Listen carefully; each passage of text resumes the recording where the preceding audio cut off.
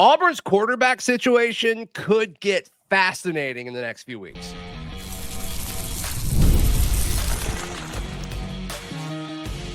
You are Locked On Auburn, your daily podcast on the Auburn Tigers. Part of the Locked On Podcast Network, your team every day.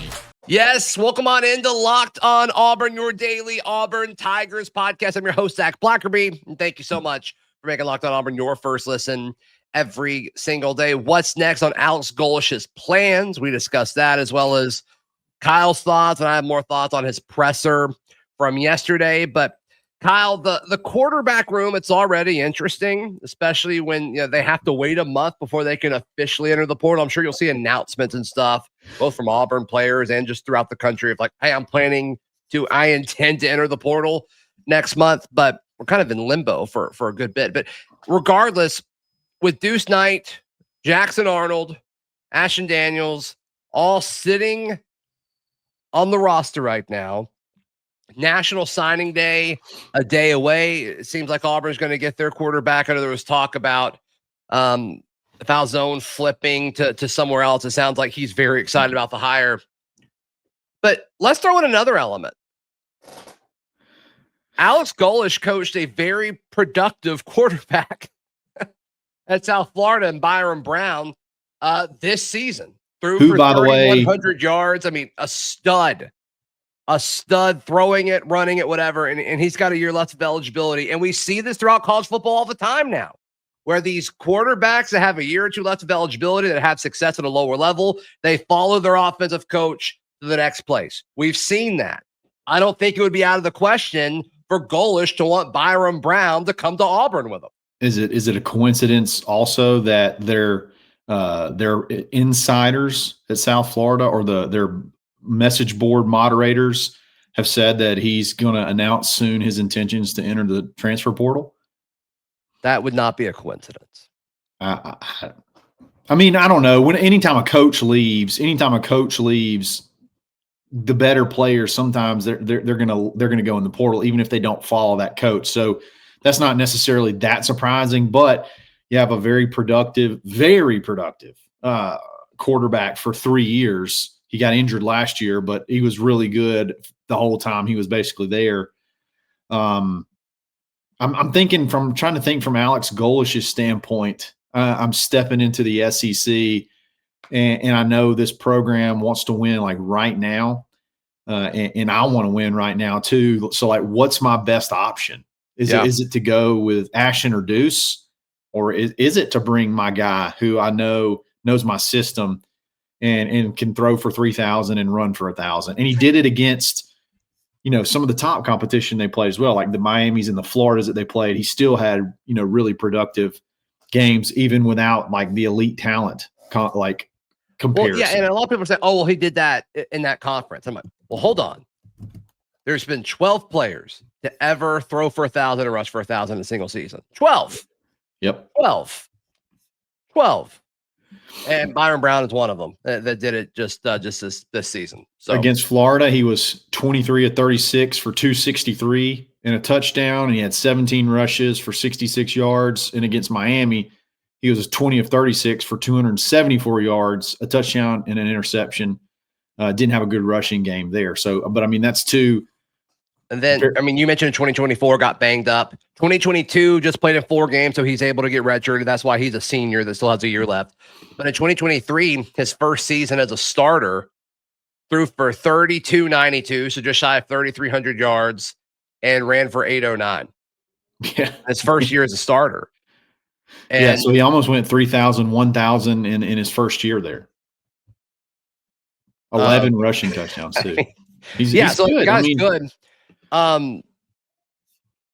Is Deuce's upside higher? Like probably, but also like, does Deuce want to stay? I mean, we've all kind of asked the question about like, is Deuce gonna stay? And it's impossible for us to know that, right? Like we're just talking about the hypotheticals of this quarterback room is going to be fascinating over the next few weeks. I mean, we've seen Deuce Knight again in just the last few days, like take all the Auburn stuff off of his social media pages for the 10th time. What are you doing? And it just wouldn't shock me, Kyle, if Alex Golesh is like, I don't know if he's going to put up with that. I thought that, and then like the presser yesterday, I'm like, I just don't know how much that's going to jive with Alex Golesh. Pure speculation, but I do think stuff like that is a factor here. Oh, completely. I don't know that he's necessarily going to be monitoring social media, but if that is reflective of an attitude, yeah, right, carries over into the building, that ain't gonna work. that ain't gonna work with this guy, I don't think. So, look, I love Deuce. I think he's got, like you said, he's got a ton of upside, but I don't know if it's a wise move to roll into. I know at some point in time you either got to play him or not, but I don't know if it's wise to just throw everything in on him with very little production. And you haven't coached him. You haven't coached him. So I understand. I think if Deuce is the guy, like if they don't bring in anybody, I think he's probably got a high percentage chance of staying. If you do plan to bring in another quarterback, I would imagine those percentages drop significantly. Yeah. What do you do? Jackson's probably gone, right? Like, does the new coach entice Jackson to stay? Like, I have a hard time seeing that come to fruition, but I was part of a conversation where they made the point like, well, Jackson doesn't have to leave. And I'm like, yeah, I guess that's true, but I have a hard time seeing him stay at this point. Yeah, he's still got, he could still go to, he could take a step down and find somewhere and play and probably be pretty decent against a little bit lower level competition and refine his skills as a quarterback. This league's just a little bit too fast for him, I think. Yeah. So it really would you would basically be throwing your college career away if you stayed, I would think. I agree with that because like Ashton's going to be ahead of you. If Deuce is going to be ahead of you, potential portal quarterback. So obviously going to be brought in to be ahead of you. So yeah, I'm with you. Unless he just loves being in Auburn or whatever. Yeah. But, it is a fun place. It is. It's great. Is there another position that's just like you can't wait to see how it unfolds, or is quarterback the top tier one? Definitely the top tier. Wide receiver is the other, because there are two really good wide receivers at South Florida, and I think they've mentioned that one of them, the better one, his last name Singleton, if he plans to enter the portal, and he's a dog. He's 6'3", 200 plus pounds, almost 1,000-yard receiver. I would almost imagine he might be on the board regardless. But there's another one. Is that the guy who was a high school teammate with Jay Crawford? I think so. Norcross, is that where, or Parkview? Parkview. Yeah. He's really good. So if what happens with the guys we have here? Do you bring him in regardless? Do you look at the second wide receiver at South Florida if you lose some you're not expecting and have both those guys slide in and play? I don't know. A lot of that speculation, but wide receiver to me is another room that obviously draws a ton of eyeballs as far as everybody's interested. What's going to happen to Cam? What's going to happen to Perry? What's going to happen to Malcolm? There's going to be a lot of stuff going down over the next week or so. Yeah.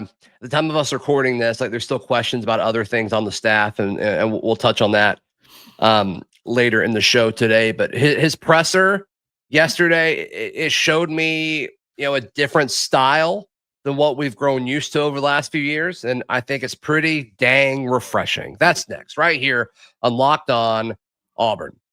Today's show brought to you by our friends at Omaha Steaks. No one loves meat more than Kyle Rush. I love it. Especially when it's shipped right to your door. Omaha Steaks, anytime you've got any question on what to get somebody, I always hear oh, people are so hard to buy for. No, Omaha Steaks. It's really simple. That's the simple one. It's really, really simple. Omaha Steaks delivers handcrafted perfection right to their door. And this week is the best time to jump in. Their cyber sale is going on, and the deals are huge. You can save big on unforgettable gifts with Omaha Steaks. Visit omahasteaks.com for 50% off site-wide, then an additional 20% off select favorites during their cyber sale. And then you get $35 off if you use our promo code COLLEGE. They almost pay you for their meat. Yeah, you actually get $5 if you know. If you take their meat. It's a great deal. Use promo code college at checkout at omahasteaks.com. Today's show also brought to you by our friends at Kia Autosport Columbus. You love Kias. Love them. I love Kias. And I love the folks at Kia Autosport Columbus. If you're in the Auburn, Opelika area, the Atlanta area, take the short drive over to Columbus, Georgia. It's worth it. It's worth it. As soon as you walk in the door, say, hey, proclaim it. I heard about you guys on Locked on Auburn. You say $500 off any new Kia right then and there. And we, of course, know that all new Kias come with tires for life. Not for a year. Not for 2 years. That's worth it in and of itself. For life. That's right. That's right. KiaAutosportColumbus.com. Browse their full inventory and start saving today. Thank you so much for making Locked on Auburn your first listen every single day. Kyle, I was impressed with Alex Golesh, his introductory presser. I said this yesterday when we reacted live to it. Going into it, I was expecting it to feel different than it did with Freeze. Because, like, I don't think Golesh likes this stuff. Like, I think Hugh Freeze kind of liked press. I mean, that was truly the part of his job that he was best at, was press conferences. Sometimes. And sometimes he would say stuff, and I'm like, maybe you're not good at this. But, like, the politician aspect of being a head coach at a major college football program, like, that's typically where that comes out of the presser. And I don't think we saw that yesterday. The video that Auburn put out, like, where snippets of it where he was talking to the football team and he's like, look, I haven't slept in 2 days or 3 days and I don't have anything prepared. Like, I think that's kind of it. Like, when he talks, like, he's talking to you as a human and he's probably just thinking about football like 2 seconds before he opens his mouth to talk to you. Like, he's just thinking about football all the time, which I think is great. And so, like, I think what we saw yesterday was like a true football coach. Like at its purest form, a guy who wants to coach football and do what it takes to win football, not to win press conferences. Not that he didn't perform well at the presser or whatever. I'm just tired of doing the whole so-and-so won the press conference thing. Yeah. I liked what we saw yesterday. Yeah, totally. I felt like, I don't know, I talked about this with someone that was there. It felt a lot like, I know this may sound bad, but it felt a lot like Brian Harsin. But he likes recruiting. You know, he talked a lot about recruiting and the whole 250-mile radius around Auburn and how they're going to work so hard on recruiting and whatnot. But the rest of it, I'm like you, it was like no nonsense. We got a process. We're going to handle this. We're going to get after it. We're going to work hard. We're going to do all the things that sound good about what coaches say about how you win football games. Right. And that's what it felt like to me. It felt like a very serious, no-nonsense dude who loves to get in there and go find studs, which I love. Yes. I mean, anything that is all part of the process of winning and setting a high standard, that's what you see at all of these elite programs. Sorry if I sound distracted. Somebody's rang my doorbell probably 30 times. I can't hear it. It's just ding, ding, ding, ding, ding. The dog's going crazy. My family sounds like they're having a party. I hope everything's okay out there. It's probably Omaha Steaks. Just like, take the meat that we're sending you. I don't know. But yeah, I loved. There's a lot of it that I loved, and like I like how he handled some of the like tougher questions, whether it was a pivot or like the look on his face of like, are you seriously asking me this? Like, I think all of that was great. Like, this is just a no nonsense, dude. The golf question was interesting for sure. For sure. He said that's a setup. I've been here long enough to know that. I love that part. That was, and he wasn't even like joking about the setup. It was like, what? Like, I know what you're doing. Like, why did you do that? Like, this is the first time you get to ask the new Auburn coach a question, and like, that's what you're doing. Okay. Like, you could tell he was like filing. Like, got it. He didn't like it very much, but I liked his answer. He said, I like football more than golf. That's what we want to hear. Hey, me too, coach.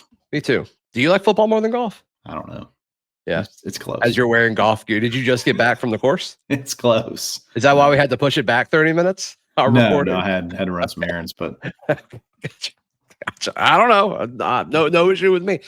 Yeah, I also love that he said let's rock a few times. I think that's good. Oh, I'm sorry to go back what I was saying before my doorbell went crazy. But like the him talking to the team, like that wasn't rehearsed. And then even when we were watching the War Eagle Plus broadcast and he goes through that miniature tiger walk and then he's up there with Cohen for 2 seconds and like he spoke to them. It was very short, very like, I don't really know what to say to you. But I'm glad I'm here. Thank you so much for being here. We're going to win championships. Like, that's good. That's cool and all. And then even the prepared thing at the beginning of, the actual presser. It's like, I feel like Cohen talked just as long as he did because like, I don't think he wanted to talk that long. I don't think that's who he is. And I am 1000% okay with that. Yeah, he seemed like this was. I know he enjoyed it. Like, look, I'm sure that it's an honor and all that kind of stuff. But he almost seemed like I've got so much work to do. Like we have so much work to do. This is sort of a distraction. This is sort of a hindrance. I got a staff to hire. I got players to see. He talked about how much he was going to work on meeting with the players that were there.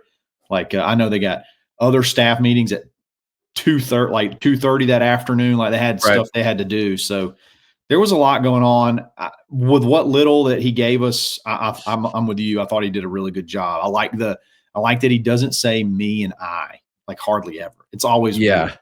It's always we, which is really, really good. He doesn't like talking about his past, like the whole, moving here from Russia and with $400 and that's it. He doesn't like talking about that. He's like, hey, we're here to win football games. We're here to. The questions keep coming about it though.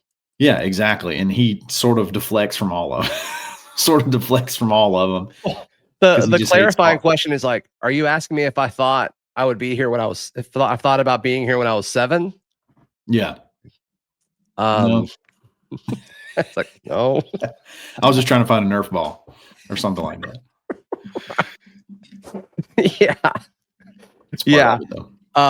No, I think he navigated it great. And like, I just want we want an alpha, right? And I think he can be that for us.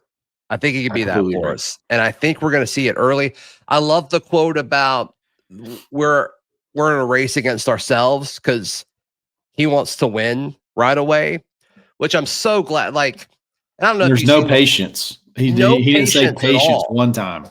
No patience at all. Like, it's such a difference from what we've seen in regards to like focusing on details and like having a clear-cut plan and setting a standard. And there's that clip going on. And somebody asked him this. I thought he was going to go this direction and didn't, but there's a clip. I quoted it and put it on a social post yesterday about how like he went on Jim Rome's show. Yeah. And it was a few weeks after he almost beat Bama for like the second year or whatever. It was 2 close losses. And he's like, close losses are for losers. Like, yes. Yeah. That's exactly what we need. And then, and then just like expecting to win right away. Not like I need time or anything like that. He didn't ask for any of that. He expects to win day one. He expects to win day one. He did not ask for patience. He didn't tell us to prepare for a rebuild. He expects to win. Yeah. That's fun. Yeah. I mean, the more I see about this guy, the more I read about this guy, the more I look into it, the more I'm like, yeah, this could be really, really fun. So what's next for Auburn? What do they need to do? That is next right here on Locked On Auburn. Today's show brought to you by our friends at GameTime. Kyle, sorry. Can you imagine buying tickets anywhere other than with our friends at GameTime? Would never do it. I can't imagine it. You can buy tickets too. It's the easiest way to buy tickets. Download the GameTime app. Use promo code LockedOnCollege for $20 off your first purchase. I think they've got some deals regarding the World Cup, which is a big deal to some people. And first time with 48 teams, massive, and tickets are usually tough to get, but not with GameTime. So download the GameTime app. Use promo code LockedOnCollege for $20 off. Swipe, tap, ticket, go. Download GameTime today. Thank you so much for making Locked On Auburn your first listen every single day. Kyle Rush, as far as what's next, like we learned that Kodi Burns is going to be his associate head coach. and he's got other staffers that are coming with him, which is exciting. The quarterback's coach is following him and all that. But as we record this at 3:00 Monday afternoon, the big question is still with DJ Durkin, and I'm hesitant to talk about this because there's a chance that it happens before this needs to get posted. But I do think there's a sense of urgency with this entire staff, and that does seem to be kind of the next big domino that needs to fall. Yeah, and he was asked about DJ Durkin directly, and then his answer, he did not name him directly. But the way it sounded like to me is, the ball's in his court, and we ain't gonna wait forever. So it feels like they're expecting an answer pretty soon. So like you said, if by the time you're listening to this, it hasn't been named that the DJ Durkin's being retained, which I think Golesh wants him to. I think he's okay and wants him to be retained. I think if that doesn't happen, by the time you're listening to this, more than likely it's not going to happen. And then there's going to be a whole new, where do we go from here? And it may be a complete rebuild from a staff standpoint.